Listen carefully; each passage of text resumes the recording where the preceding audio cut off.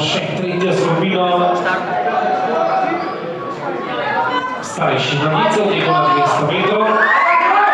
Kdo bo torej zmagovalec tretje skupine?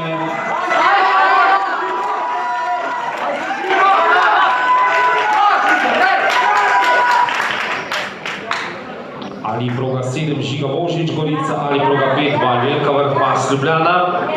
Tekmovalca, ki sta se borila za zmago v tej tretji skupini, 21:95 neuradno.